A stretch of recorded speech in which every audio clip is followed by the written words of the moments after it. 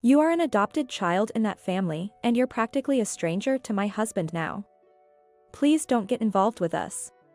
My husband and me, after our marriage. You're a stranger, so we won't invite you to the wedding. I lost my parents when I was young and have lived apart from my brother. When I heard my brother was getting married, I was thrilled. But then, his fiancée said something unbelievable, not realizing it might cause her a lot of trouble later. I'm Emily, a 33-year-old office worker. My parents died in a car accident when I was just 8 years old. Initially, my 5-year-old brother Ethan and I were taken in by our paternal grandparents. Our grandparents tried desperately to raise us, but it's tough to bring up 2 kids. They had retired, and it must have been hard for them to continue raising 2 children.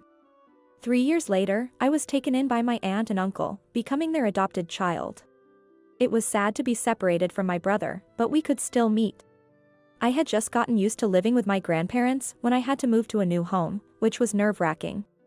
However, my aunt and uncle welcomed me as if I were their own child.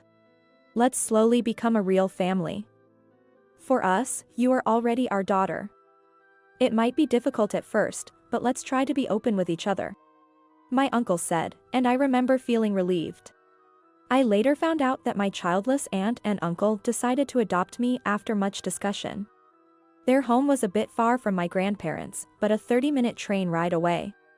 And I thought I could visit my brother on my own when I got a bit older.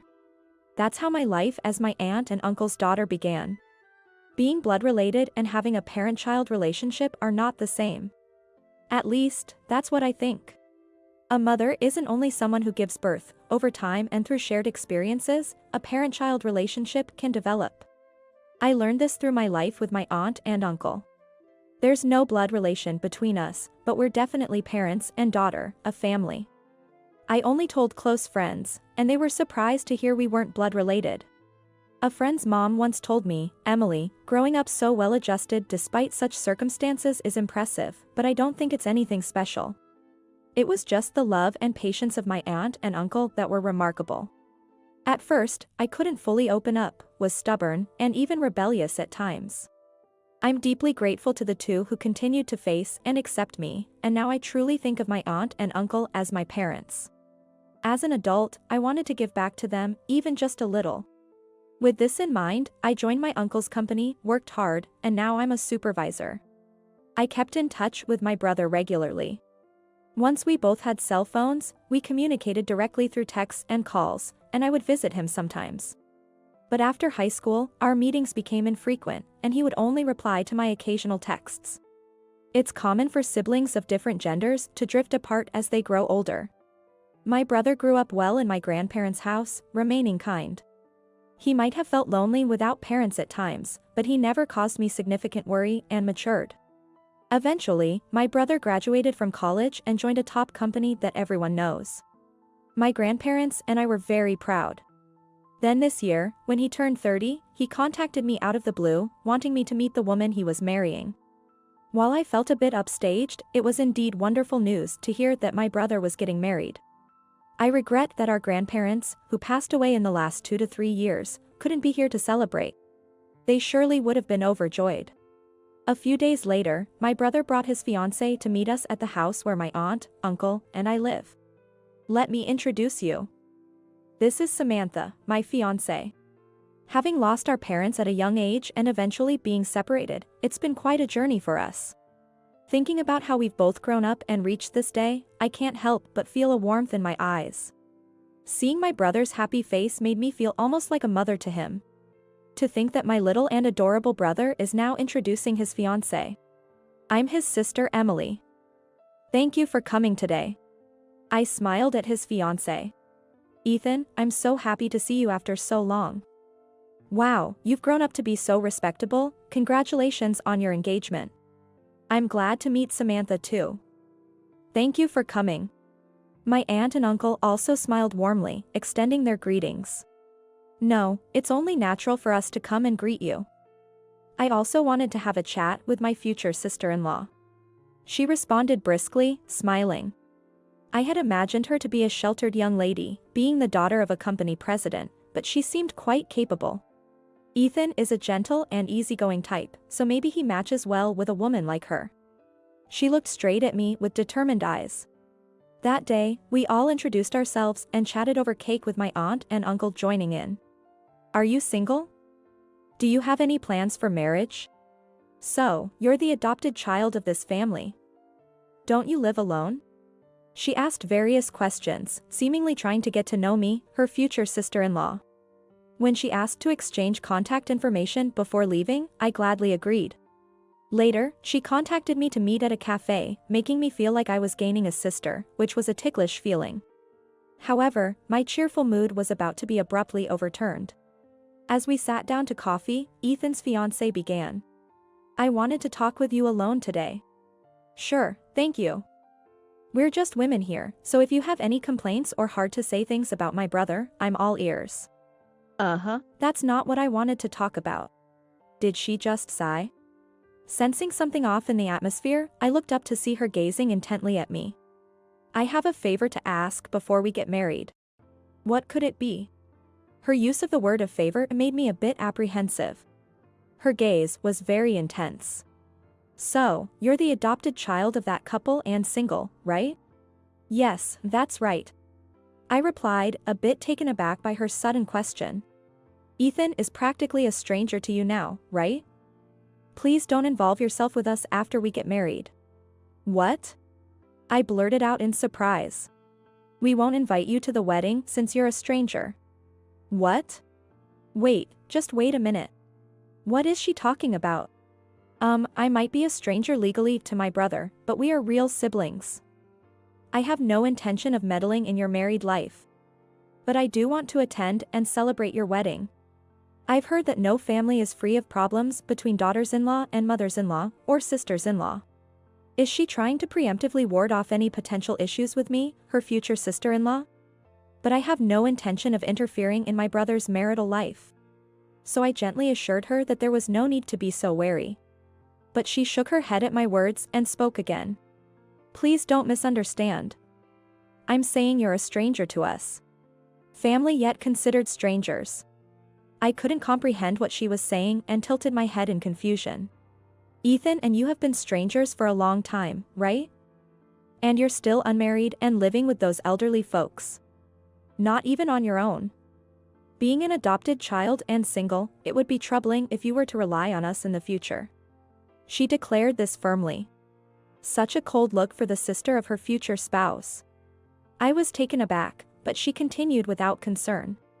It's out of the question for you to rely on us after they pass away. Wait a minute. They're still healthy, so please don't say such things. Besides, I have my own job and income. Yes, for now. If you were unemployed, I wouldn't have even come to greet you. She interrupted me, glaring. Anyway, we won't invite you to the wedding. And you don't need to invite us to any of your family events either. Just because you're single. Don't expect any future support or care from us. What does she think of me? Sure, I'm single now, but I have a job and savings. The thought of considering a family member of her future spouse in such a way made me feel dizzy. I understand how you feel, but not even notifying about family events seems too much. I don't think Ethan would agree. Just because we've seen less of each other as adults doesn't mean our family bond is gone. Shocked, I responded firmly. Well, minimal involvement is unavoidable, I guess. But please gradually distance yourself. Talking with her, who said this so nonchalantly, made me feel sad. I'm asking for the sake of our happy marriage. If you refuse, it might complicate our marriage. Remember, it was Ethan who wanted to marry. Think about his happiness, okay? She implied that if I didn't accept this, she might not marry Ethan. It sounded more like a unilateral ultimatum than a request. Ethan's proud smile from the other day came to mind. This condition was unreasonable, but I didn't want to interfere with my brother's marriage. Faced with her irrational demands, I was left speechless. That night, when I told my aunt and uncle about the day's events, they both found it hard to believe. Understandably so. Did she really say that? She seemed so pleasant when we talked the other day. I was shocked too. I thought she just didn't want a sister-in-law meddling, but it was more than that. She insisted we're strangers and wouldn't hear otherwise. What will you do? My uncle asked, concerned. I don't want to ruin Ethan's wedding. I'm not happy about it, but I'll skip it. Once things settle, I'll meet with Ethan alone to celebrate. I see. But if Emily is treated like that, we have no desire to attend either. Eh? My aunt nodded in agreement. Seems like the problem is on that young lady's side, isn't it? Huh? I looked puzzled, and my uncle nodded with a slight smile. Then came the wedding day. The sky was clear and blue. I should have been there to witness my dear brother's special day up close. But it couldn't be helped. Then my cell phone rang. The screen displayed Samantha. I had saved her number affectionately, thinking she'd become my sister-in-law. But now she's a stranger, not a sister. I felt no obligation to answer the call. The phone stopped momentarily, only to ring again immediately. Ignoring it only led to more and more calls. On the wedding day, I wondered how the bride, Samantha, had the time to call like a demon. Annoying. I muttered, and my aunt and uncle seemed to guess who was calling, chuckling wryly. I switched to silent mode, but now my cell phone kept vibrating over and over. I wondered what kind of face Samantha, who had bluntly told me I was a stranger, was making now. The calls finally stopped, but my phone's call history was filled with a Samantha's name. A stalker, perhaps? The thought made me laugh. There were a few voicemails, but I didn't feel like listening to them. That afternoon, as my aunt, uncle, and I were enjoying our favorite donuts, the intercom rang insistently. When I went to the door, Samantha, Ethan's fiancée, burst in furiously. Hey! Why aren't you answering your phone? Do you know how many times I called? Aren't you supposed to be getting married today? What do you want at a stranger's house? Your fault the wedding's ruined. Excuse me? I smiled back, unfazed.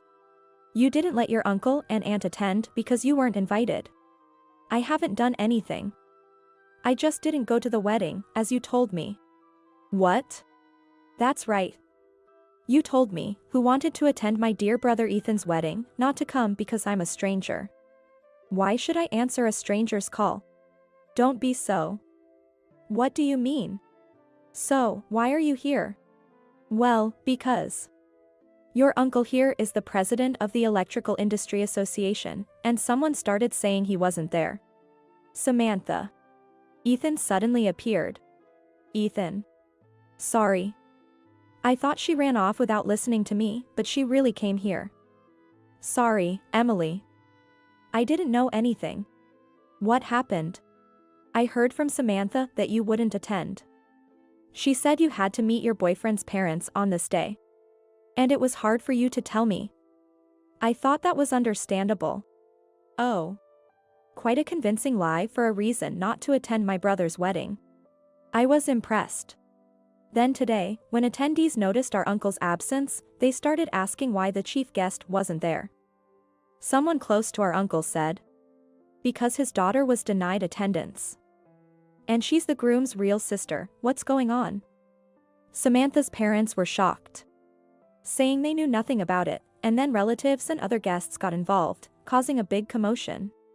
So the wedding turned into chaos, whether it was as expected or beyond. Biting her lip, Samantha glared at me again. Because of you, I was criticized terribly, called inhumane. If you had answered the phone and come to the wedding, things might have been different, you heartless person. Who's heartless here, I wonder? Uncle, who had been observing quietly, stood up and spoke. I decided not to attend on my own. Emily, in fact, wanted me to be there for her brother. What?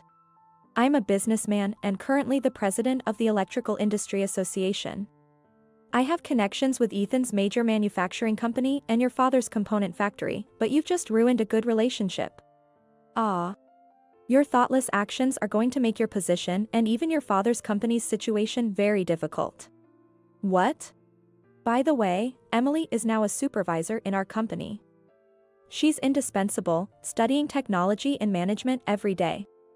And she's been the secretary of the Electrical Industry Association for 2 years now, building quite a network in the industry.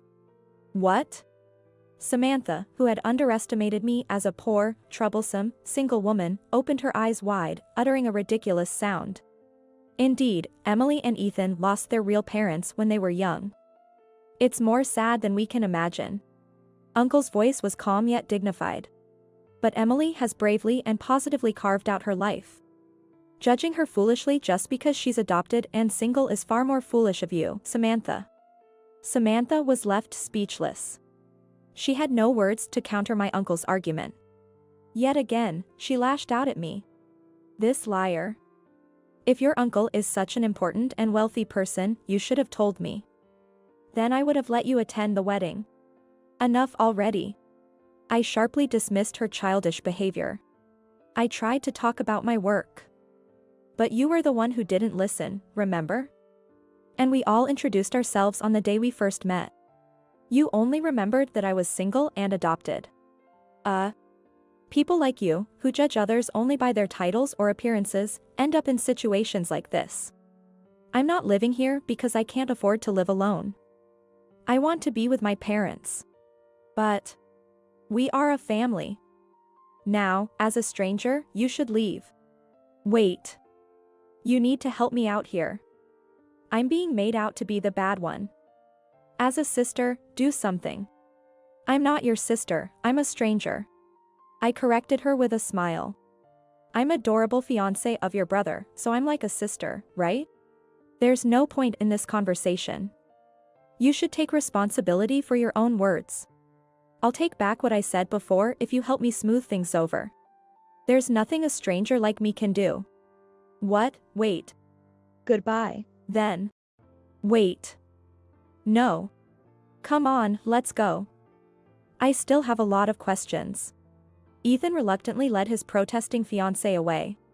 Afterward, Ethan and Samantha's engagement was called off, and she was saddled with the wedding cancellation fees. She complained, but her parents accepted that it was her fault. Despite being a president's daughter, her father's company was just a small factory. Maintaining relationships with Ethan's major company and my uncle's electrical industry association was crucial for the factory's survival.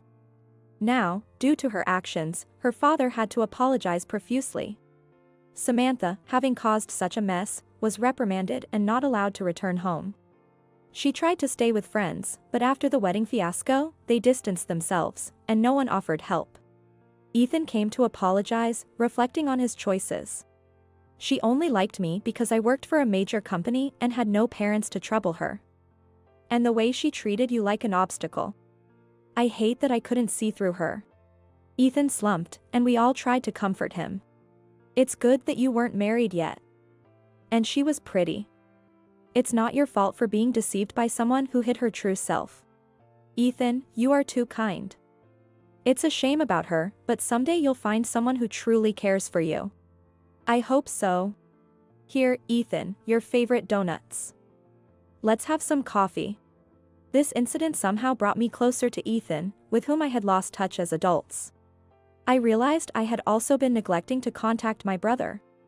The initial news of his engagement was the reason for our reunion, so in a way, I'm grateful to her. Watching Ethan and my aunt and uncle talk like a real family, I pondered these thoughts. Friends, lovers, family. Maybe we take those closest to us for granted and forget to show them care. I resolved to cherish my loved ones more. How are your loved ones doing?